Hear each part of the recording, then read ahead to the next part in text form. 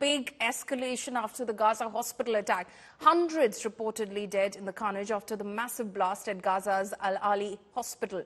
During his visit to Israel, U.S. President Joe Biden vowed to support civilians of Gaza and West Bank. Biden announced $100 million for humanitarian assistance to support, in fact, over 1 million displaced and conflict-affected Palestinians. However, he also warned Israelis that they should not give in to their rage after the attack and follow the law of war. Meanwhile, Israel has set new conditions on aid. Israeli Prime Minister issued a statement. He said, first, no humanitarian aid to the Gaza until hostages return. Second, Israel has demanded Red Cross visits with their captives and wants international support for this demand. And third, Egypt-Gaza corridor to open for humanitarian aid and will ensure humanitarian supplies won't reach Hamas. I'm also announcing $100 million in new U.S. funding for humanitarian assistance in both Gaza and the West Bank. This money will support more than 1 million displaced and conflict-affected Palestinians, including emergency needs in Gaza. You are a Jewish state. You are a Jewish state, but you're also a democracy. And like the United States, you don't live by the rules of terrorists. You live by the rule of law.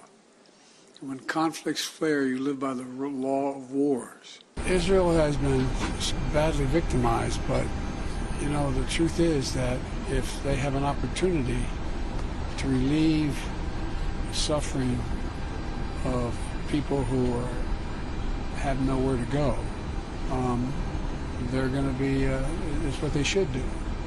And if they don't, they'll be held accountable in ways that may be unfair, but that's what we should. Our Defense Department says it's highly unlikely that Israelis would have a different footprint, and they've intercepted some anyway. So that's why, if you notice, I didn't say it first. I wanted to make sure that I knew. And look, and I'm not suggesting that Hamas deliberately did it either. It's that old thing, got to learn how to shoot straight. And it's not the first time Hamas has launched something that didn't function. Regarding the captives, I clarified 3 things for US President Joe Biden. First, I demanded the return of our captives, and we are working together for their return in every way possible. Second, until their return, we demand Red Cross visits for our captives. Third, we will not allow humanitarian assistance in the form of food and medicines from our territory to the Gaza Strip. I'm truly shocked. I'm horrified. I truly don't understand what is going on here. The most barbaric and wide-scale terror attack in decades, bigger than 9/11, was perpetrated 11 days ago. Their goal is the annihilation of Israel, and if Hamas has the opportunity to commit these atrocities again, they will, and you know it. Although there are some here that choose not to designate Hamas as a terror organization for political reasons, it still doesn't change the facts. Hamas deliberately targets civilians and massacres children when given the chance.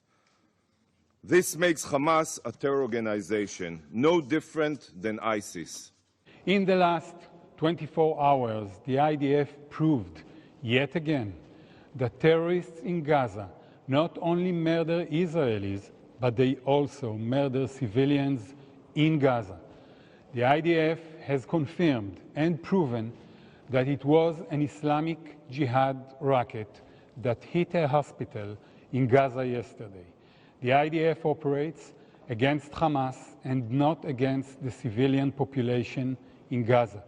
We will continue operating against our enemy decisively, with determination and resolve.